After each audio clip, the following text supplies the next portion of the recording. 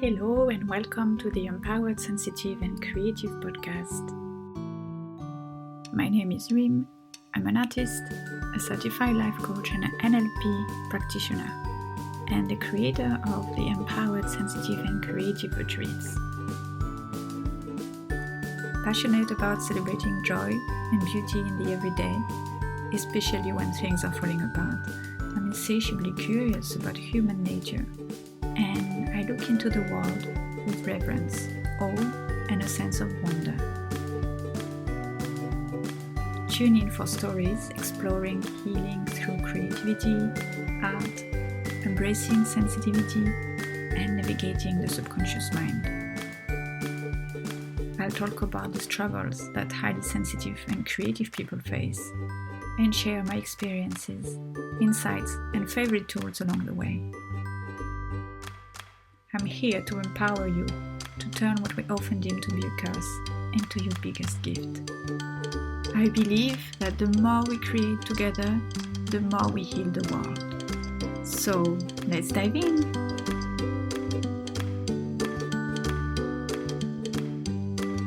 Hello and welcome to another episode of the Empowered, Sensitive and Creative podcast. I'm so happy and grateful for you tuning in. Today is a special day because I'm having my first guest interview. I'm so excited about that, and I hope you will enjoy the conversation.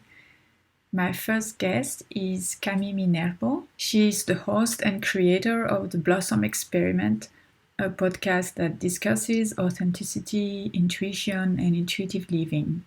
Her purpose is to help others flow inwards so they can trust their inner guidance and create a life that feels fulfilling to the soul. Cami is one of the first few people whom I met when I first arrived back in France after many years in China, and we shared quite a few conversations on the topics of manifestation, spirituality, traveling the world, emotions, and being grounded, and especially flow and authenticity. A few months ago, I was her guest on her podcast, The Blossom Experiment, where I shared about harnessing your sensitivity to thrive. And now I'm so pleased to have her on my podcast for this conversation. So it was quite a long and flowy conversation. So at the end, I decided to separate it into two parts. In this first part, we talk about grounding, flowing energy, getting back to the earth, listening to our body, emotions, and empowerment, standing up for ourselves. I'm sure you're going to enjoy this conversation. Let's dive in. Hi, Cami. Welcome to the podcast. Hello, thank you for having me. I'm so excited to be here. Me too. I think we met almost 1.5 years ago, and since then we've enjoyed long and flowy conversations. It's true. Yeah, it's been that long and and so much has happened ever since.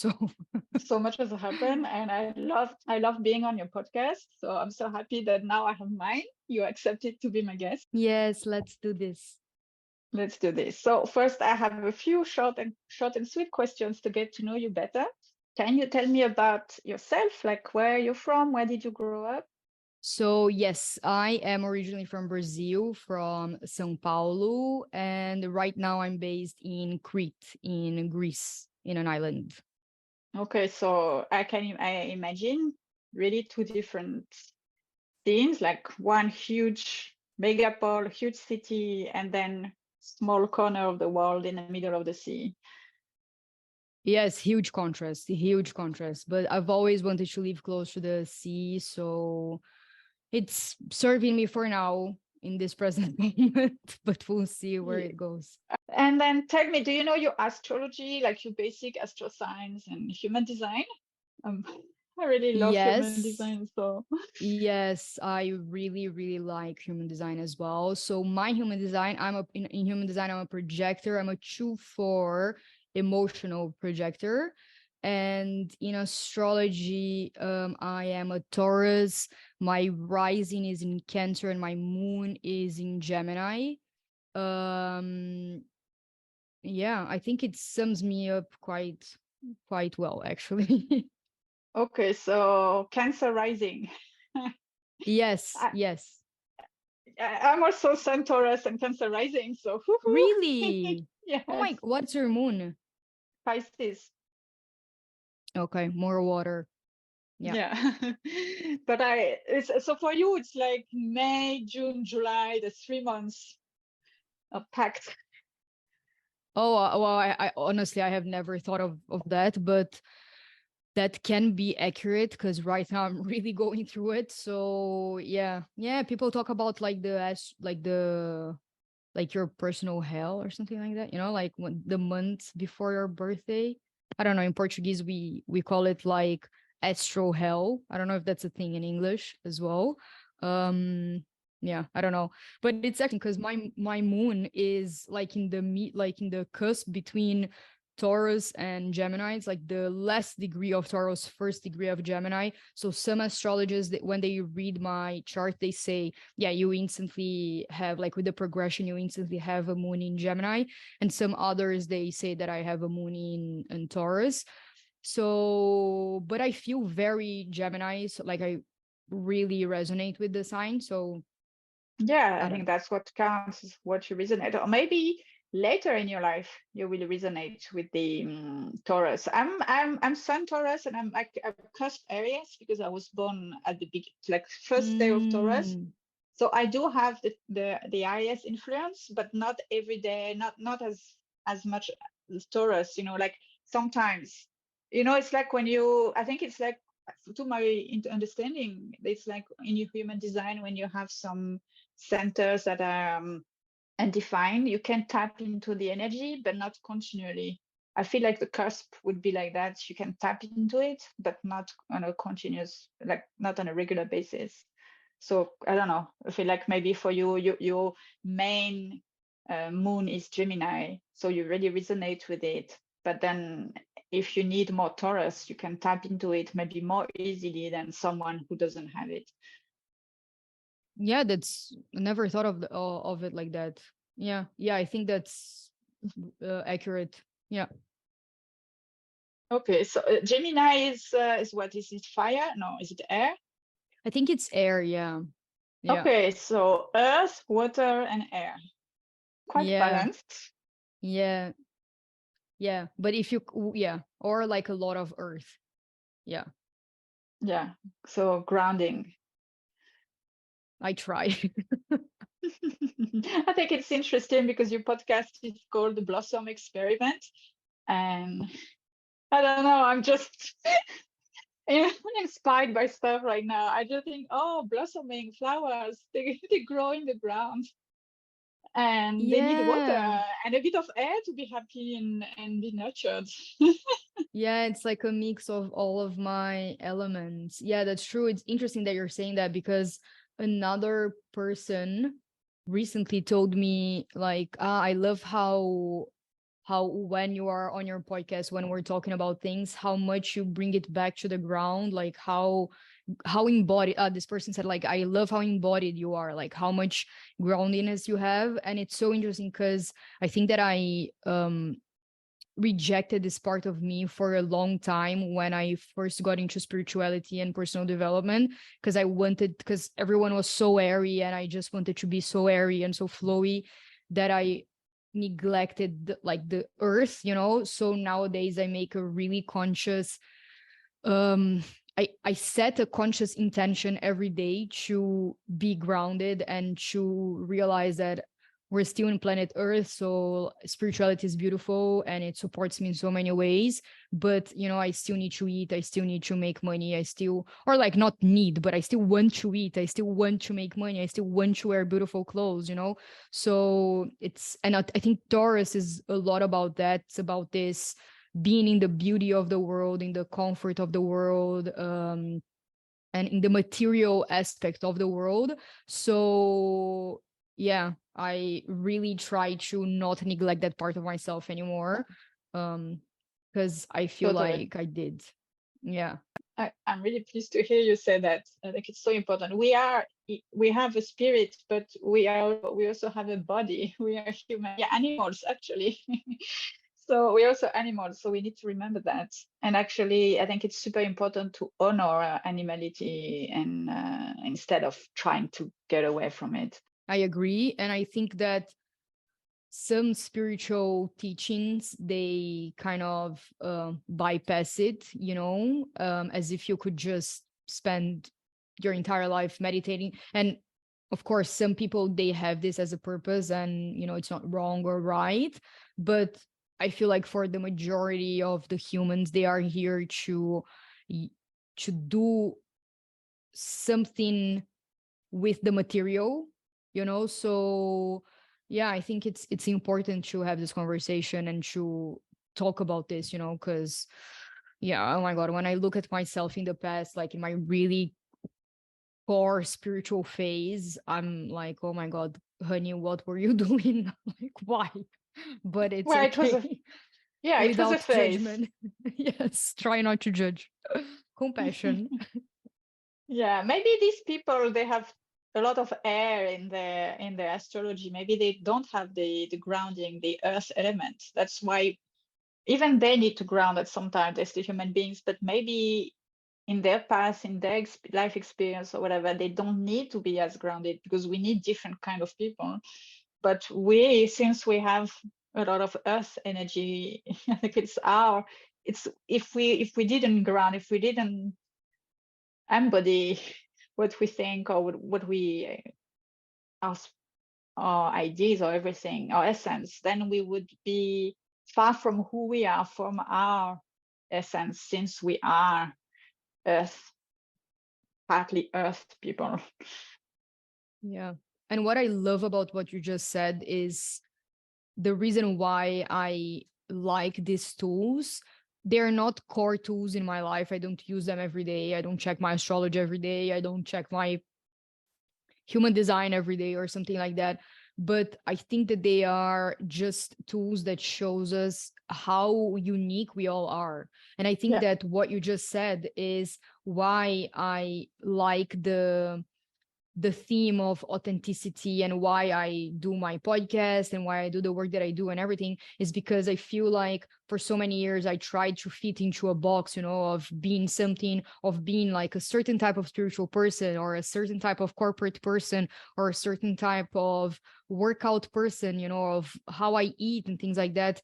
And all constantly forgot about my connection to my intuition and myself. And I think that some people, they do really well with being more airy, but it doesn't mean that everyone has to be more airy the same way that I do, like better when I'm more grounded and embodied, but it doesn't mean that that's the case for everyone. So I really like what you said, that it's like honing into your uniqueness and your individuality, and then deciding Yes. what's best for you from that place, instead of just trying to fit somewhere.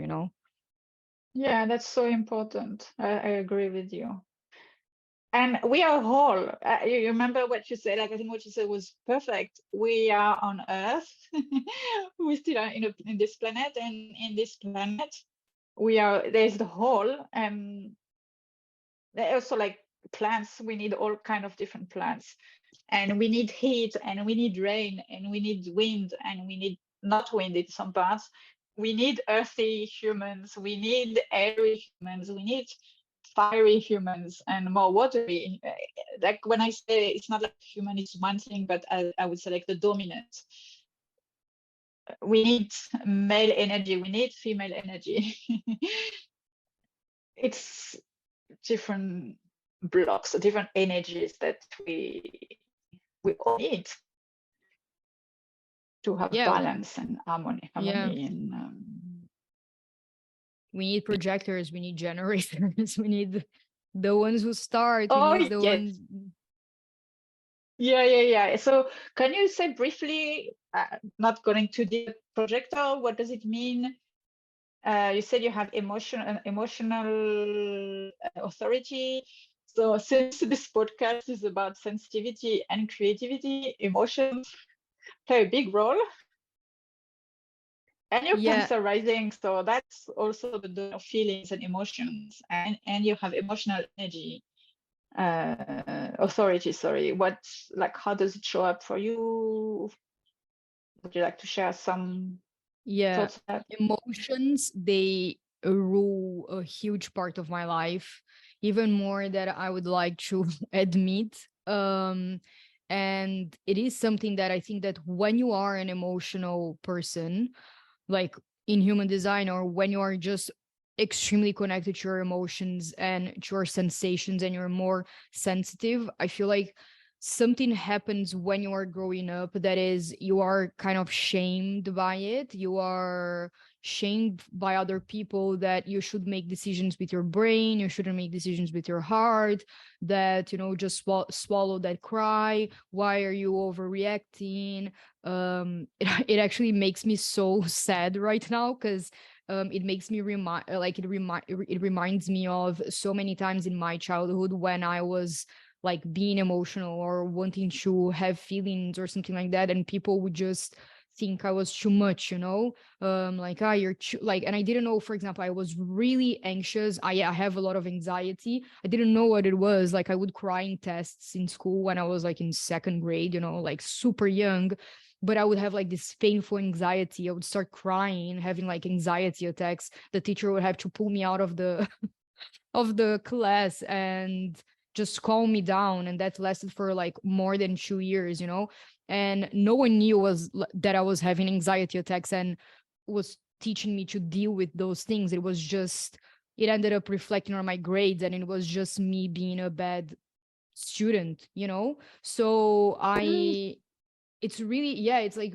just really frustrating. So I think that after you grow up and you start being your own self and you start realizing that this is not a bad thing and it can actually be a super big strength, I think you can do a lot of magic with it and it can become a sort of superpower, so after I found out about human design and I understood more what it was to have emotional authority. So, if for any of your listeners, if they don't know, authority is basically your intuition in human design. So, it's how you connect your intuitions and how you make decisions.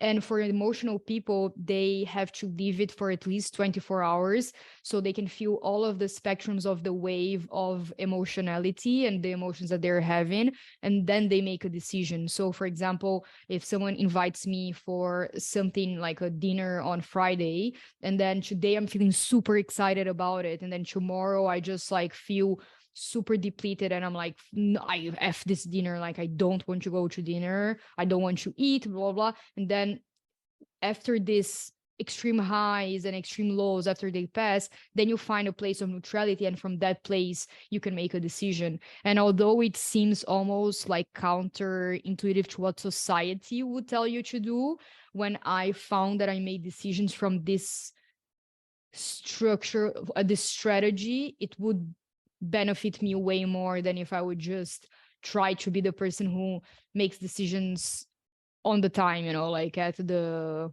on the spot.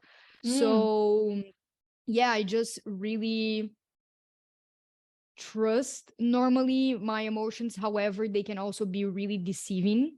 So for example, I've been having a lot of thoughts about like what's the difference between fear and intuition, because fear will disguise itself as intuition, and if you're not really aware of how intuition feels in your body, it will try to tell you that it's right and that you are being intuitive, but you're actually just being afraid. So yeah, I think there's so much that goes into emotions and trusting your emotions, because at the same time they can't really be 100% trusted, quote unquote. But I think it's just a constant daily learning of how to navigate them. Yeah, it's becoming a soft, like becoming a suffer, an emotional suffer, right? Yeah, yeah. That's really interesting. That's really interesting. I'm my emotional center is open, so I'm like the opposite of you, but I still call myself very emotional. So I think it's interesting that some people have emotional authority, which means they have huge waves of emotions, and other they actually, I was told that when you're not emotional, actually it means you're actually not, if nothing was happening during the day, you would have no emotions. but you would always have emotion, like they're generated by you. Whereas in my case, emotions are generated by most of the time other people around me. I'm like sucking them up. But I think the idea of riding the wave and waiting for the emotion to pass through can be really useful for everyone. Yeah, exactly. It's not only for like emotional authority people. I think it's just in this case more for Taking the decisions. making decisions, exactly. But if you're another, like there's a type in human design that you have to make decisions on the spot, like you're really good with making decisions on the spot, or you ask your gut yes or no question. So yeah, I think but ultimately I think But it's really about learning how to listen to your body. You know, I don't think we need those tools. I think it's just um whatever works for you, really. Like it's not because it's written somewhere that you should just not never ask definitely. your body, you know. Definitely. And I have a lot of questions about intuition and fear. I will ask you a bit later because I think that would be really helpful for all of the highly sensitive people listener because because we have so many emotions, so many senses, so much information. Sometimes it's hard to untangle all of that and to know what's true, what's not true. First, I have a little question about your. I love profiling. I hate labels. I don't like to put people into boxes. I don't believe we are. So, as you say, the human design is just a tool to help. It doesn't mean you have to follow everything, but it helps to learn more about yourself. And two other tools I really like MBTI, like the Myers-Briggs and Enneagram. So, by any chance, do you know them? Yes. Okay. So when you said MBTI, I was like, I don't know what this is, but Myers-Briggs, I know what it is. So, but I didn't connect the two. So my Enneagram, I did it recently and it says that I'm a 4 and I don't know what that means. Ah, I'm a you're also a 4. 4. Yeah. Okay. And the Myers-Briggs one, I think. Okay, so when I did it in 2015, mine was ESFJ, which is the console. And then after I did it in 2021, I was the campaigner, ENFP. Yeah, which is sounds like it's someone with the extroverted, intuitive feeling and prospecting personality trait. So yeah, that seems about right. But when they change, I feel really weird about it. So yeah. Okay. I'm INFP, so it's quite funny. It's the same. We are kind of similar, except that I'm introvert and you're extrovert. So I'm Extrovert. quite familiar. Yeah, I'm not interesting. surprised. I'm not surprised because a part of being this NFP is this need of huge amount of flexibility and of flow, relying on flow a lot. It's like really doing things when we feel like it a lot. I know we cannot always rely on when we feel because there's some stuff that we will never do, like the things you have to do in the daily life, like some chores or whatever. But there is this importance of flexibility, feeling the intuition, following the flow, and Yeah, but one thing that's really interesting that I've been thinking about, because I think that I have a lot of this flowy personality, but I think it's really curious how that interplays with the whole like Taurus being grounded thing. So it is something that I think about constantly because I think that sometimes I go too flowy, and then I forget to bring it back to earth. So I also try to honor that more structured and grounded part of myself, but without being too closed. So it's just like a yes. duality. That's a really good point. Too much flowy would kind of be undermining you and not serving you if it was too much flowy. I totally feel you. I agree with you. I felt like it's about bringing a mix of structure, like having structures, but allowing the structure to move. I really, it's like, you know, having like a Lego elements or whatever. So you have this, you know, you're building something, but you might need to move things from, you know, whereas someone who'd have a bit more structured personality, less flowy, let's say, would thrive more on sticking to the plan, sticking by the hours and everything. Whereas for us, it would be a bit more, we have a plan, but like this morning when we organized, we had a plan, we had a time for our interview, but then we both had things going on. We're like, can we change a little bit the time? And it was like, yeah, sure, let's adapt until we find the right moment. What do you think? Yeah, and I am someone who I'm very trust, like especially when it comes to time. It's really interesting that you're saying that because I really trust the timing of things. So if like something comes up and someone cancels a meeting or someone cancels a recording, or if I cancel or reschedule a recording or something like that, I trust that the circumstances that led me to do that, because I wasn't feeling it, they are the aligned ones, and I know that the moment that I will record the episode is going to be the best, you know, and it will be way better than before. So I tend to trust that a lot, but I know that a lot of other people, they don't work like that, and they have a more challenging time working with like flexibility and flowing with these things. I'm just so not attached to them that I really don't care if someone cancels on me. um I really like, normally I just believe that whatever is a line for them, it's a line for me as well. So I just try to really trust everything and trust the timing. And yeah, normally it's the best for everyone. So I'm like I, super, super chill with that. I love that. That's amazing. It's so rare. Yeah, So many people get angry. I used I to get angry, know. frustrated a lot. I was like, ah! I love that. How did you like? Have you always been like that, or was the process?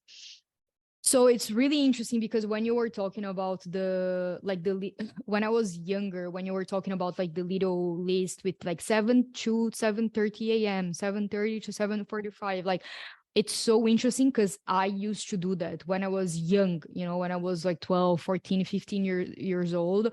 I used to be obsessed with making lists, but by the hour, like by the minute, you know.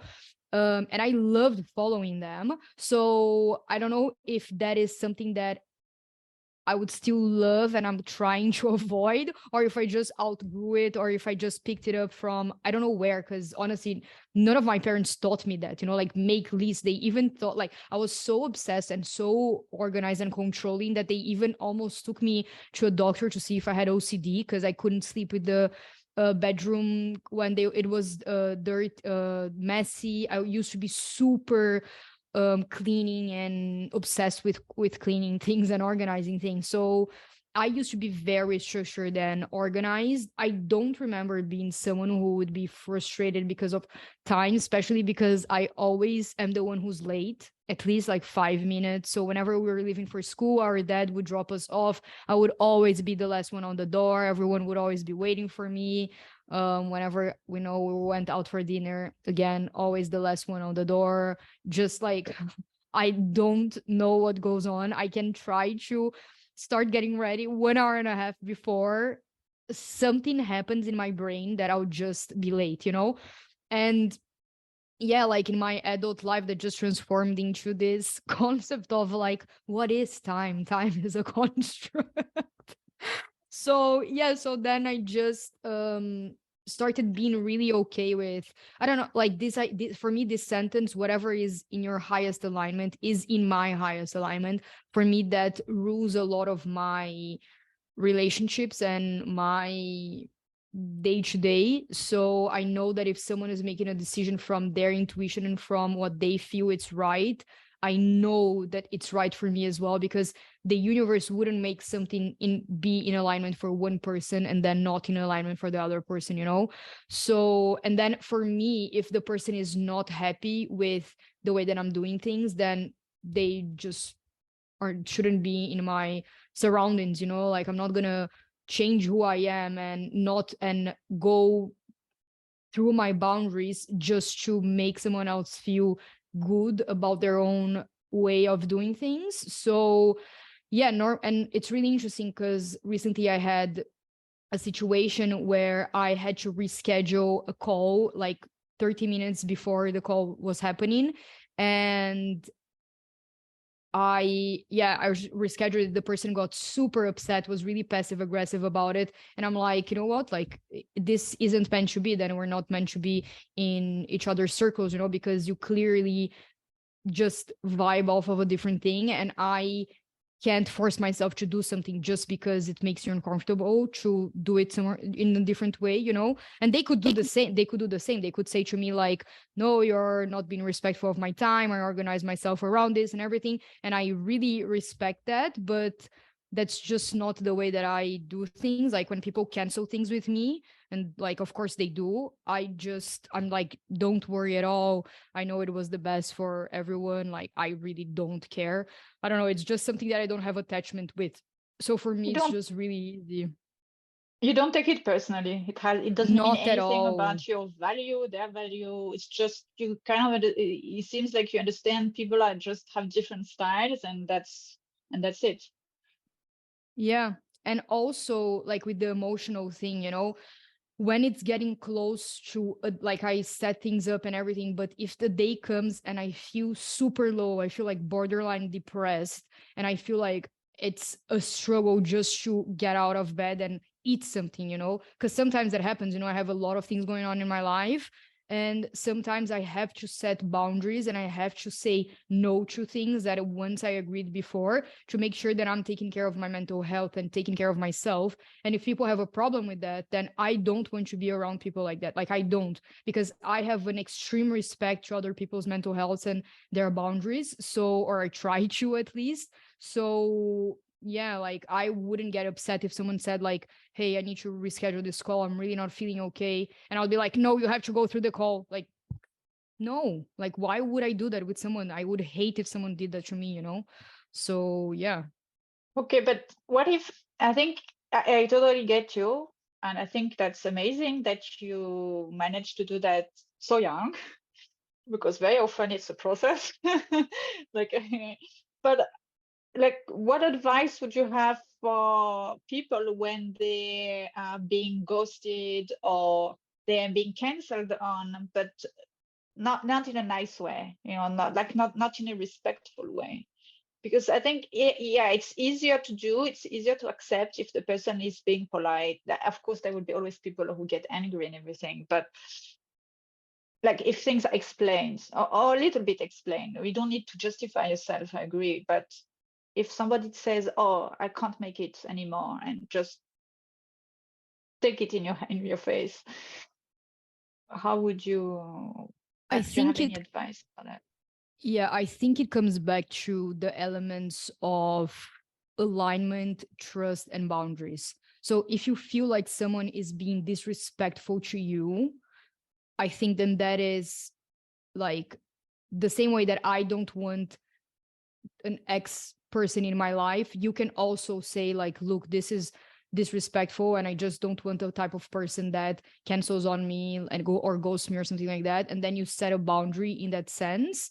However, I would look at where you are triggered, and then understand if you are building, because I think that there's a thing that if someone cancels on, like, this is what I've seen in my own life. Okay, when someone cancels on me, normally it was more aligned for me to not have that plan in the first place.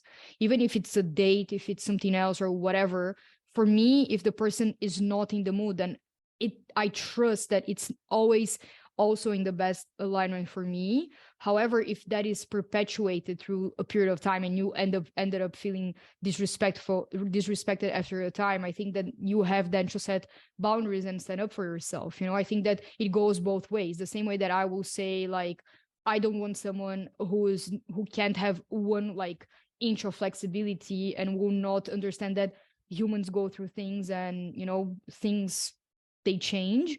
Then the person can also say to me, I don't want someone who is not committed to whatever, like what they planned before. And that's okay. Like, I think that not everyone is for everyone. You know, I don't have to be liked by everyone. I don't have to work with everyone. I don't have to be friends or be in relationships with everyone. And yeah, I think that goes to everyone. But then I totally agree with you. But something I hear a lot amongst HSPs is like, you know, an empath is, well, this kind of behavior always happens to me. They always, like, people always cancel on me, or people always do that to me, and I never find the right person or the right friends or the right project partners or something like that. And I say that because you mentioned trust, and I think this is linked. I think that's really interesting because in my belief, the way that I see the world, whenever something is a pattern, so whenever you see yourself saying, I never or I always, then, and if it's something that you don't want in your life, then you have to look at what in your subconscious is creating that reality for yourself. Because if you never find people that you can trust, then how can you look at your subconscious belief about people? Because maybe you do believe in your core being that people are not trustworthy. And then what happened in your childhood for you to pick up that belief?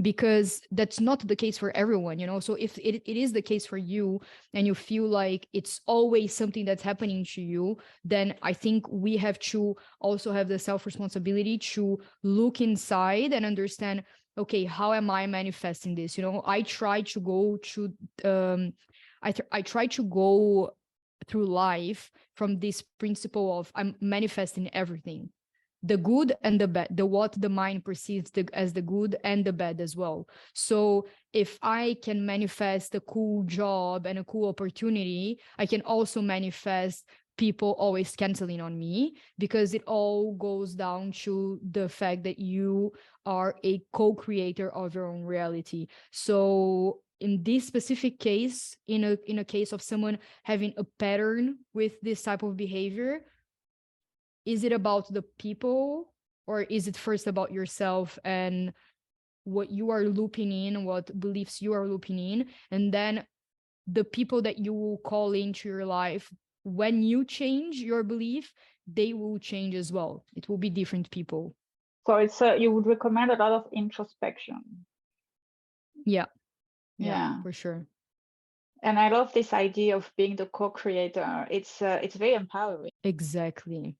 Uh, Like life is not happening to you, it is happening with you, actually. You know, you are creating yeah. it. Oh, I never heard that. I always hear life is happening for you. I was gonna say that, but then it came to my head to say with, and I was like, yeah, it's true, it is with you. You know, you're co-creating it. Yeah. I love the with, and actually, I think it's great because I want to a little caveat is when you say you co-create everything or you manifest everything, the good and the bad. I totally agree with you. That being said, I think as humans, we don't have power about on everything. Like there are things that happen in our life that we have no control over, like the war, uh, or something horrible, you know, a car accident, someone, an attack, this kind of things, horribly, like racism and all of these disgusting things. We could say it's manifested by the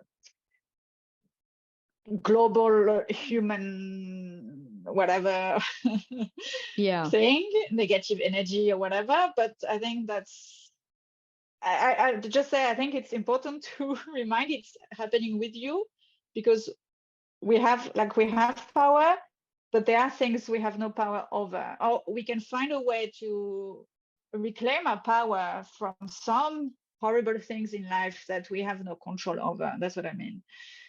I agree, especially when it's trauma and you're young, you know, like these kids that go through like horrible stuff. It's not they are like subconsciously thinking about it. I think there are other structures and spiritually and also non-spiritually, like in the physical world, that are set in place that we don't control for sure. But why I say, like, so I don't say that for you to, for people to like take everything on their shoulders, like, like this horrible thing happened to me, it's my fault. Like, never, never, never. It's just a way of us starting to understand that whatever we do have control over, we can change, which maybe is Yeah. not everything, but a big part we can change and we can work on. Yes, I so agree. I think it's really important. I remember we met through some manifestation community, so it was great, but something that I found very difficult. I don't think they were intending for that, but I felt, and I think many people, especially sensitive people, we tend to make ourselves responsible for everything and guilty about everything, especially if you have, for those of us who had trauma during childhood, we have taken this habit of thinking it's because of we made a mistake or we aren't safe. And I think that can be very, very dangerous. It's really important to not confuse finding power wherever you can and with everything is your fault. You deserve the bad things as well as much as the good things. Really I important. totally agree with that. Totally agree with that. Yeah. Okay, let's continue. You were talking about trust and being grounded and dreams, and I'm curious, what were your biggest childhood dreams? My childhood dreams. Uh, I really, when I was a kid, I wanted to be an actress. And I also wanted to be famous. So that were two of my dreams. And then I started wanting to become a teacher as well. So I would line up all of my dolls and like give them, like, teach them something. I would also pretend that a paparazzi is behind me, like, super weird. I don't know, I've always wanted to be known, you know. That's so um interesting. Yeah. so that those were like my childhood dreams. And then my adult dreams, well, it depends if you're asking my mind in the past or my soul, because I think that that's an interesting thing to make a distinction, because I think that we can dream through our minds and our conditioned self, and we can also dream through our authentic self, and there's a huge difference there. I agree. Can you talk more about this Of in your course. case? Yeah, Yeah. of course. I think this is something that played a huge part in the work that I do now, and why I'm so obsessed with the message of finding your authenticity, living through intuition and things like that. So when I was like just graduating from college, I remember that I did this dream manifestation map in which I stated all of my dreams, and they were like being the VP of Google or working a fashion magazine, and living in London, and yeah, a lot of different things that were not really my dreams. They were just my dreams meshed with my parents' expectations of me. And ultimately, they would not fulfill me if I had gone after them. So, after getting into like personal development, spirituality, blah, blah, blah, I got into closer alignment with my authentic self. And then when I redid this dream map, I realized that it wasn't at all the case of what I wanted. And what I really, really wanted was to have a lot of freedom and flexibility to travel around the world and work at the same time.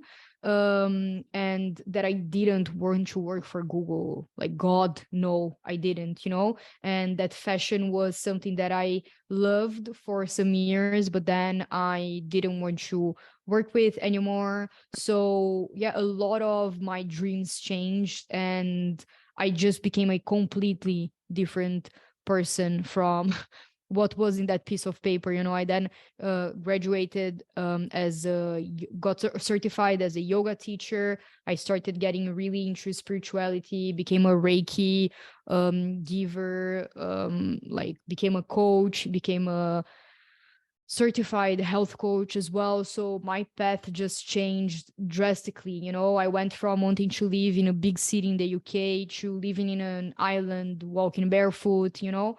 So that's why and I think that it's so important to understand where you are coming from, if you're coming from your conditioned self or from your authentic self, because that will dictate the energy that you're putting on things and the level of fulfillment that you'll get from the things that you're doing. Because when you are coming from your conditioned self, you're coming from an incomplete place. So you naturally feel incomplete, even when you do get the things that you think that you want. Versus if you're coming from your authentic self, first, I think that your authentic self already recognizes the place that you are in as enough. So you feel enough, you feel complete in the present moment. And whatever you want next is just an extension of that. It's not something that will be there to complete you. And I don't think we were taught that in our lives. And I'm not perfect on this at all, but I think that there is a huge energetical difference as well between those two. How did you find out? What was your process to kind of see that's mine and that's condition?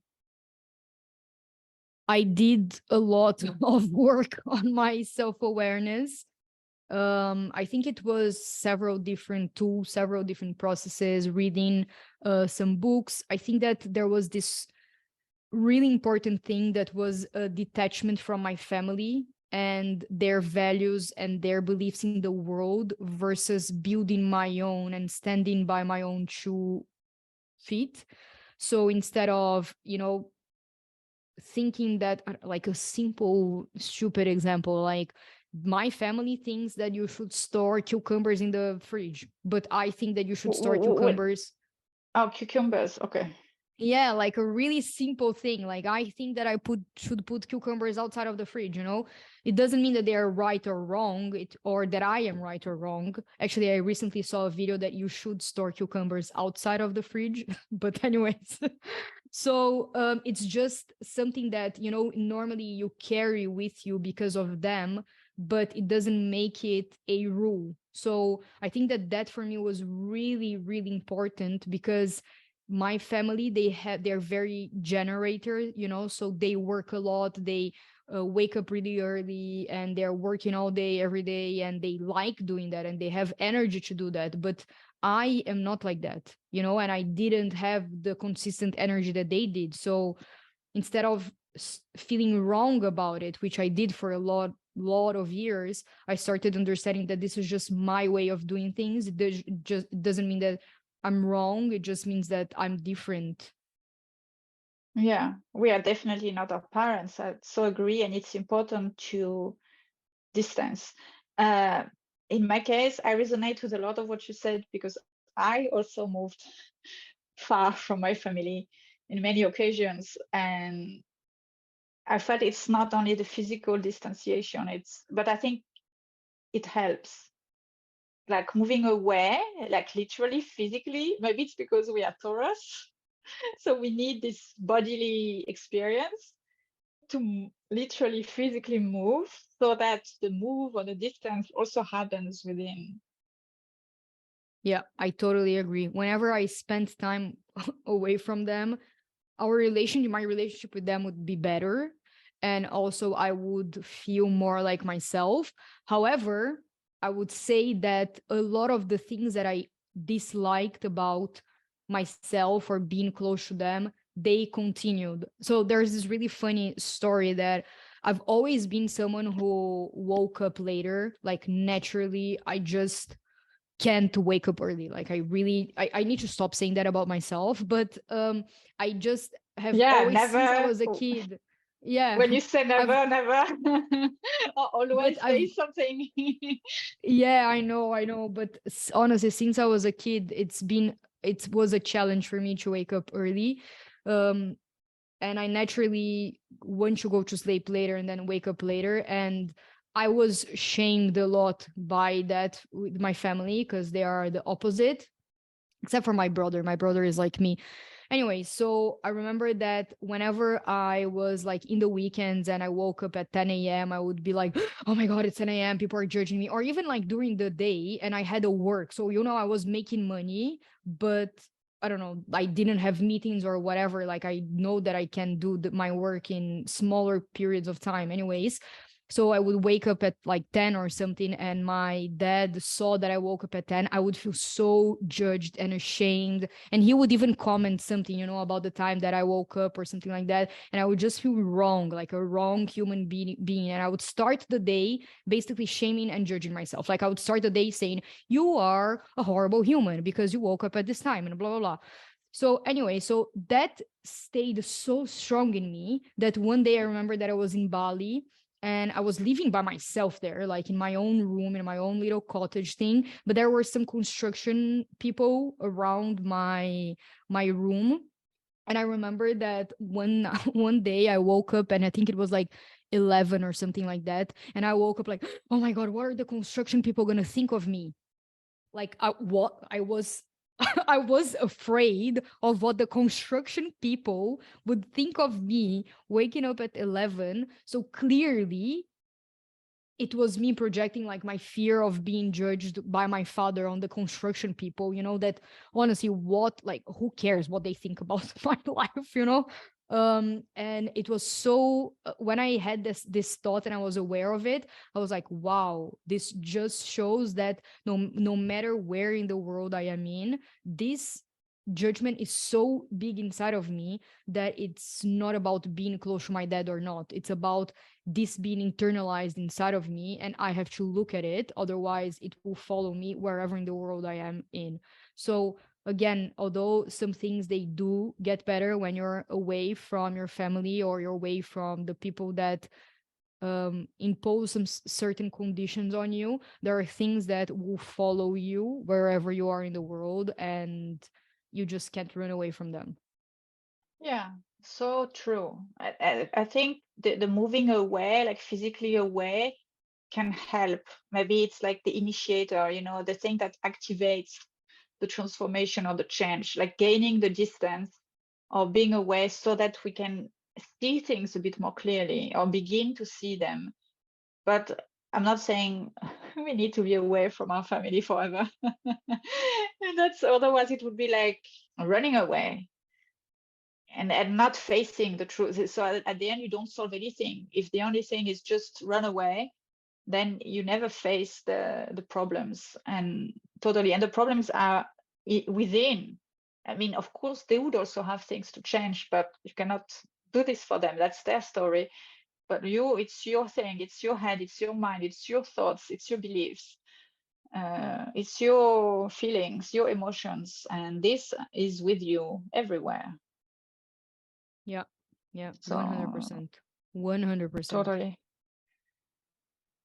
And talking about that, since you've been traveling and you've been beginning to live life according to your own terms, where do you feel is home? That's a really good question. And I've thought about this a lot. And it's actually one of the reasons why I moved to Greece in the first place, because I never felt at home in Brazil. So I was born there, I grew up there, never felt aligned with the country, never felt aligned while I was there. I always felt like there was something off, just felt like it wasn't my place.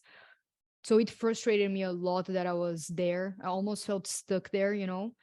And when I started traveling, I would constantly feel this disconnect with the places that I was in. And my family, so I'm Brazilian, but I have Greek and Italian ascendancy, so I have passports. I Oh, didn't you know have? that. No, I didn't know you had Greek descent. I didn't know at all. Yeah, Really? I don't know. yeah, Somehow I thought Portuguese because I know you went to Portugal before. yeah. So amazing. So because of the Greek thing, like, and it's always been my dream to come to Greece and um just see what's it all about. And last year on my birthday in May, I decided that I wanted to visit where my family was from in Greece, which is Corfu. And there is a synagogue there that has my last name on it. So for the Jews of Corfu that perished on the Second World War. And I went to Corfu, and then my parents told me like, there's the synagogue. I think it's the only synagogue in the city of Corfu, that has our last name and everything. And so I went to visit it, and when I saw my last name there, I started crying so much. And I think it was the first time that I felt like I belonged somewhere. It was really weird because I felt like in the other side of the world, in a tiny island, there was a part of me, like literally my blood, my last name, a part of my DNA was in this, like in this island and in this synagogue. Of course, my DNA wasn't in the synagogue, but it was like there was Your roots. exactly my roots, they were there. And I don't know, when I saw that, I felt so connected to it that I was like, I need to move to Greece at least for some time. And that's when I decided to not but then instead of going to Corfu, which is an older island, I decided to, like, I found out about this place, which is Crete. The city that I'm living in, the town is Hania. And yeah, and it was really interesting. After that time, I feel like I didn't really think about the sensation of home a lot. And I know that a lot of people, they say like home is where you are. And I agree with that. But for me, home is really about the small routines of self love and self care that make me feel like myself. That if I don't do, they make me feel really disconnected and just like completely detached from this reality. So even if it's like a small thing as waking up and making breakfast for myself, or journaling, or being able to cook certain things, like so I know what I'm gonna eat, or uh, moving my body, like with yoga or with Pilates or with going to the gym or just going for a walk, like small things, meditation, small things that just make me come back to myself. That for me is what I found out that home really is, because those things, they ground me back into who I am and my humanness. And I think that is something that wherever I am in the world, I try to do. I'm not really strict about them. It's not like I wake up and I do 10 minutes of journaling, blah blah blah. Like, it's not about that for me. It's about the small things that make you feel that you are yourself. That can look like So anything. yeah, and then like could you like do you allow yourself to be intuitive with that as well? So some days it will be more something, another day, or maybe like you don't do it necessarily first thing in the morning, you can do it later during the day, or For sure, for sure. Like, I don't journal every day. I haven't journaled really that much recently. I don't meditate every day. Um, I do have breakfast every day. um, I don't work out every day. I don't do any of these things every day, but every day I try to do something that will make me feel more like myself. For me, it's really weird. Like, I have this big connection with food. Maybe it's because of the Taurus thing. So whenever I feel like the house, like I don't have groceries or I'm not cooking my food, I'm having to order out a lot or going out to eat a lot, I feel really disembodied. I just feel really distracted. I feel really uncomfortable. Like, I don't like it, so I know that when I can cook for myself and prepare that meal for myself, I feel so much like myself. I feel like, because this is something that I love doing, and I love doing wherever I am in the world. When I was in Brazil, when I was in Bali, when I was wherever, for me, those are like sacred stuff, So I always make sure to do that. And I don't go more than 2 or 3 days without moving my body, for sure. I love exercising. It's something that makes me feel again like I'm myself. So I'm not really structured about any of that, but I do feel when I need them. I think it's more about the sensation of I feel like I need these things, rather than putting a certain structure to everything and then having to do everything every day. Like these people that have those crazy morning routines, like I have been that person for some years, but right now it doesn't make sense for me. Maybe in the future, but right now I don't want that. Like, I don't want to feel like there's another huge thing that I have to do in my day, you know, otherwise I'm not enough if I'm not doing these things. Yeah. Same. I've been the one who tries to regiment my daily routine, thinking that's what I needed to be in the flow, to be able to be in the flow. And then I realized actually that's some rules that some people say. And these were probably rules generated by people who are not that flowy anyway. And tying with the ENFP, INFP, and Enneagram 4 as well. Enneagram 4 is the Enneagram of the artist, the one who is very free spirited, Mm. and who is inward a lot, like has a huge inner world. I mean, we all have a big inner world, but we don't all need to be so much into it.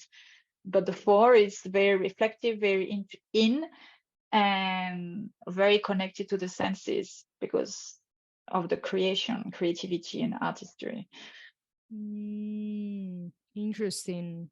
So I Yeah. felt like, yeah, actually having like allowing myself to be away from these rigid routines would help me to trust. Going back to trust, I can trust myself, I can trust my body to know what's good for me. But that being said, I think when we have been away from our body, or when we have been away from authenticity for a long time, especially if it's when we grew up, maybe we don't really know what's good for us. Maybe we don't really know what's good for our body. And actually, the notion of alignment, we even don't know what that means. Like, what does it Yes. mean? And therefore, if suddenly from the totally conditioned, not aware, not conscious stage to woohoo, let it flow, I listen to my body whenever, it can be very scary and actually not healthy or not helpful. I love that you said that. I really, really, really, really love that. Really, really, really love it, because I think that there's a difference between flowy and lack of discipline.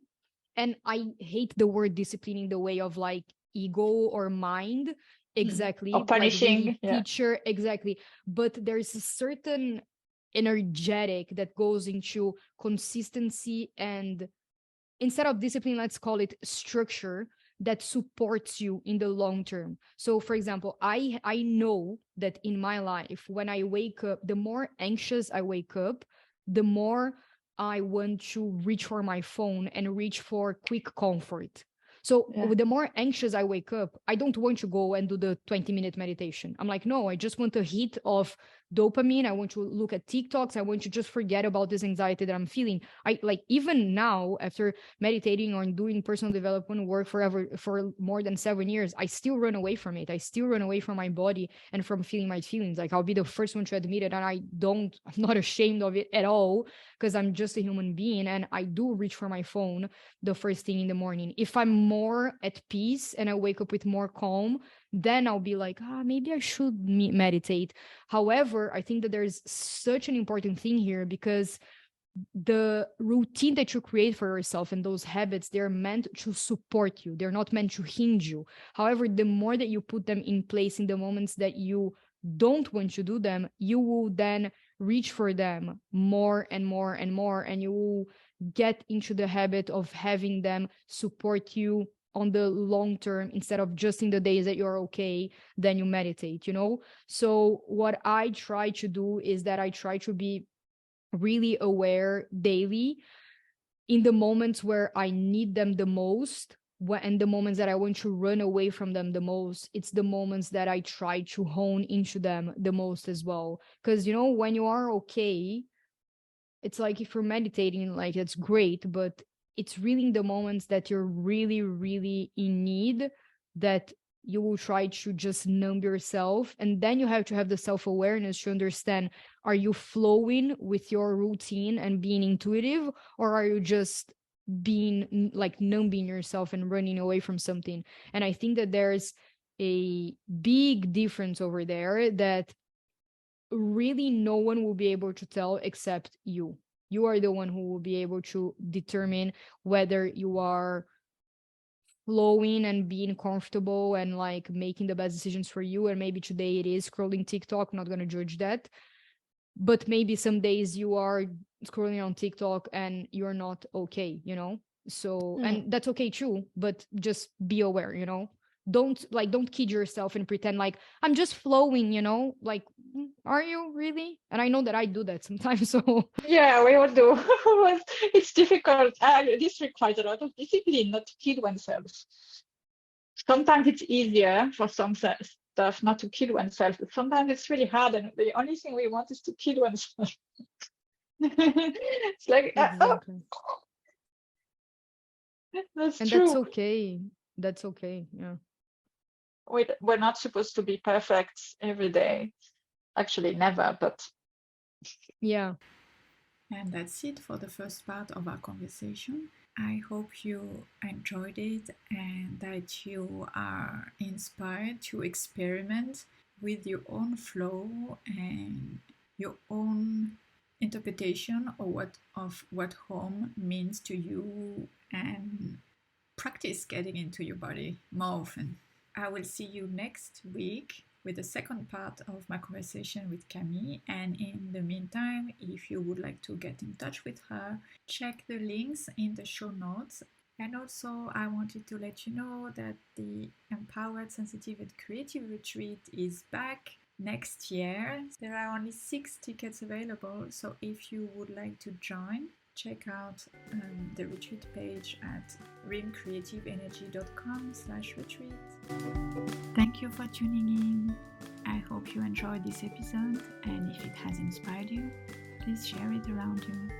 Also, if you feel called to it, please subscribe to the podcast and leave me a review. It really helps to spread the word out. All your questions are welcome.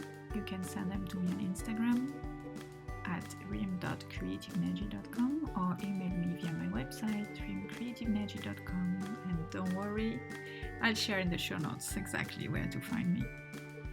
Until next time, sending you loving creative energy.